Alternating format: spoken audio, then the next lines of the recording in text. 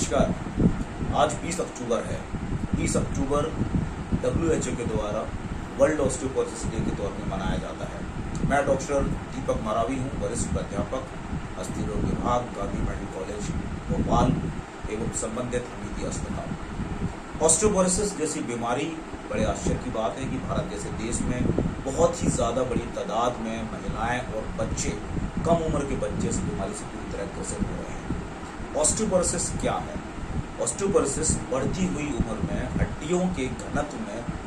कमी होने से होने वाली बीमारी है। इसका प्रभाव क्या होता है? निश्चित तौर पे यदि हड्डियों का घनत्व कम होगा तो जो हड्डियां हैं उनकी मजबूती पे, स्थिरता पे, उनका जो स्ट्रक्चर है उस पर फर्क पड़ेगा और ऐसी कमजोर हड्डियों पे बहुत तेजी से फ्रैक्चर होने लग जाते हैं, जिनको हमारी भाषा में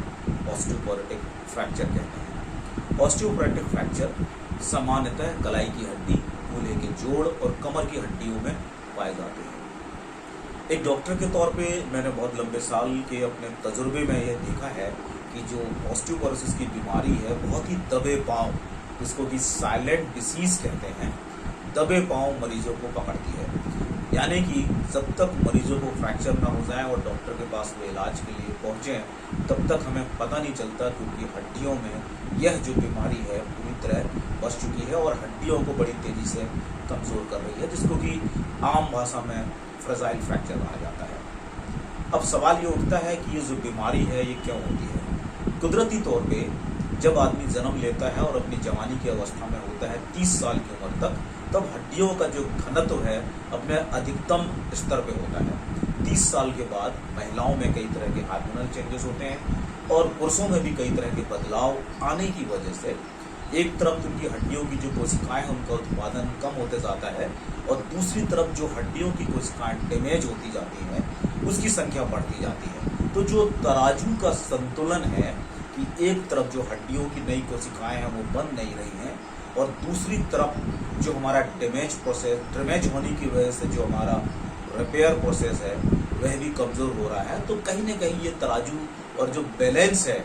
एक तरफ हड्डियों का बनना और एक तरफ हड्डियों का घिसना कहीं बिगड़ जाता है और जो हड्डियां हैं हमारी वो तेज़ी से घिसने लग जाती हैं। आज के दौर में जो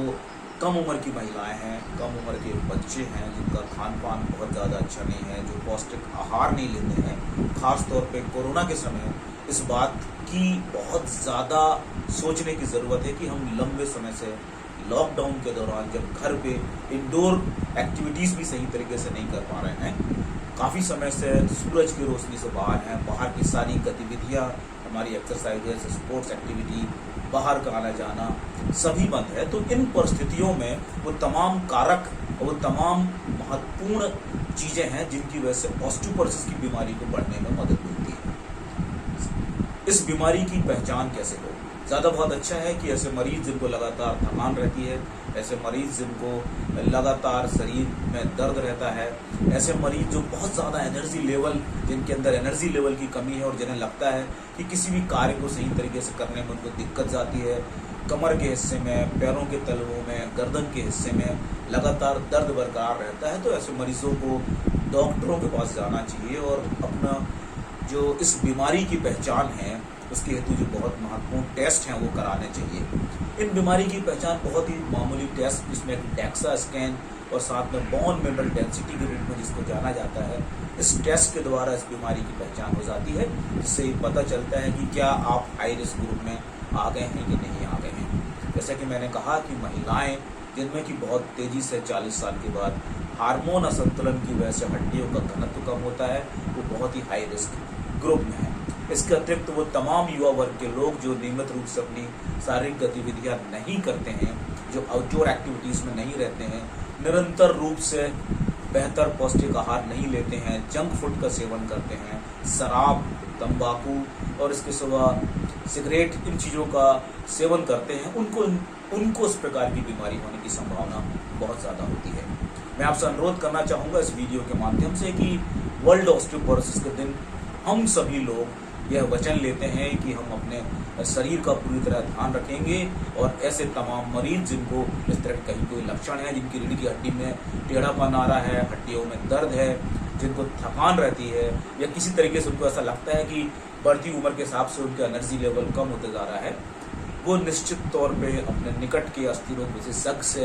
अपना परीक्षण करवाएं, जरूरत समझें तो जांच करवाएं और इस बीमारी की पहचान करें। ऑस्टियोपोरोसिस से बचाव का सबसे बढ़िया तरीका है निरंतर रूप से शारीरिक गतिविधियों में संलग्न रहना। वो तमाम आउटडोर एक्टिविटीज, वो तमाम खेल, साइकिल चलाना, स्विमिंग करना, वो तमाम एक्सरसाइजेज जिसमें हम वजन उठाते हैं, वो तमाम तरह की कसरतें जिसमें हम रेजिस्टेंस को प्रोड्यूस करते हैं, इस तरह की जो कसरतें हैं यदि हम करते हैं तो निश्चित तौर पे हड्डियों के जो खून के अंदर और शरीर के अंदर का जो कैल्शियम होता है वो बड़ी तेजी से मोबिलाइज्ड होके हड्डियों में जाता है और हमारी हड्डियों को ज़्यादा मजबूती प्रदान करता है।